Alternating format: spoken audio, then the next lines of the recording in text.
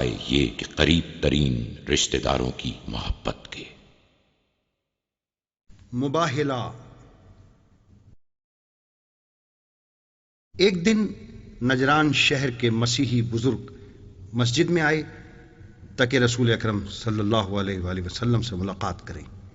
جب ان مسیحیوں کے نماز کا وقت آیا تو ہمیشہ کی عادت کے مطابق انہوں نے گھنٹا بجایا اور نماز کے لیے کھڑے ہو گئے۔ مسلمانوں کو یہ عمل ناگوار گزرا اور پیغمبر سے عرض کیا، یہ درست ہے کہ یہ لوگ آپ کی مسجد میں ایسا کریں؟ پیغمبر نے فرمایا، ان کو ان کے حال پر چھوڑ دو۔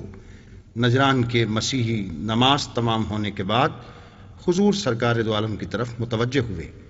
ان میں سے ایک آگے آیا اور کہا حضور کی خدمت میں کہ آپ لوگوں کو کس چیز کی دعوت دیتے ہیں؟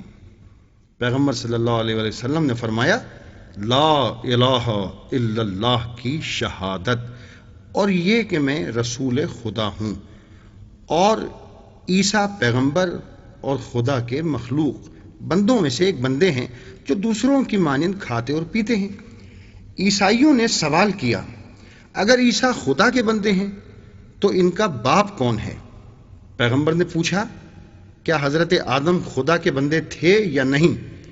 انہوں نے کہا، ہاں، وہ خدا کی مخلوق اور بندے تھے۔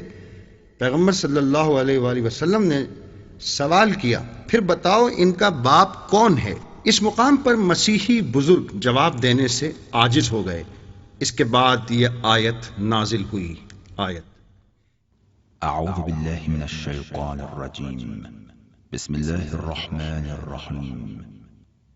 ان مثل عیسی عند اللہ کمثل آدم خلقہ من تراب۔ بے شک اللہ کے نزدیک عیسیٰ کی مثال آدم کی سی مثال ہے، اس کو مٹی سے پیدا کیا تھا، پھر اس سے فرمایا ہو اور وہ ہو گیا۔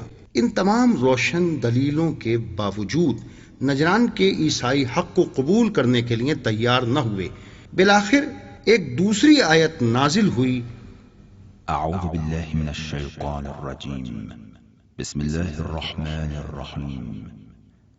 فمن حاجك فيه من بعد ما جاءك من العلم فقل تعالوا ندع أبناءنا وأبناءكم ونساءنا ونساءكم وأنفسنا وأنفسكم ثم نبتهل فنجعل لعنة الله على الكاذبين۔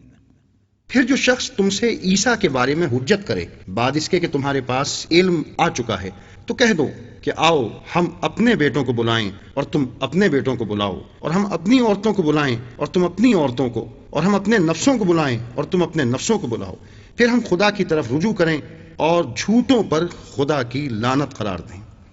رسول اکرم صلی اللہ علیہ وآلہ وسلم نے ان کی طرف رخ کر کے فرمایا، آؤ ہم مباہلہ کر کے ایک دوسرے پر لعنت بھیجیں، اگر میں حق پر ہوں تو لعنت اور عذاب الہی تم پر نازل ہوگا، اور اگر تم لوگ حق پر ہو تو یہ عذاب مجھ پر نازل ہو۔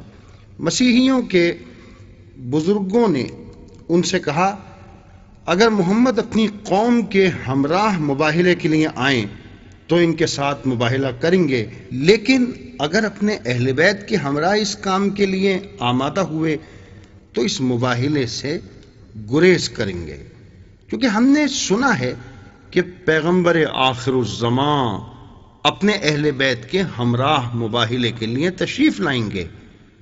اگلی صبح نمودار ہوئی، پیغمبر اکرم صلی اللہ علیہ وآلہ وسلم ایک مرد، ایک عورت اور 2 بچوں کے ہمراہ ثابت قدمی سے مباہلے کے مقام کی طرف تشریف لا رہے تھے۔ مسیحیوں نے پوچھا، یہ کون ہیں کہ جن کے چہرے اس قدر درخشاں اور تابناک ہیں؟ انہوں نے کہا، وہ شخص پیغمبر کے چچزاد بھائی وسیع اور داماد علی ابن ابی طالب ہیں، اور وہ خاتون ان کی بیٹی فاطمہ زہرا سلام اللہ علیہا، اور وہ بچے ان کے بیٹے یعنی حسن اور حسین ہیں۔ یہ باتیں سنتے ہی عیسائیوں پر لرزہ طاری ہو گیا۔ ان میں سے ان کے ایک بزرگ نے کہا، میں وہ چہرے دیکھ رہا ہوں کہ اگر وہ دعا کریں تو آسمان زمین پر آ جائے۔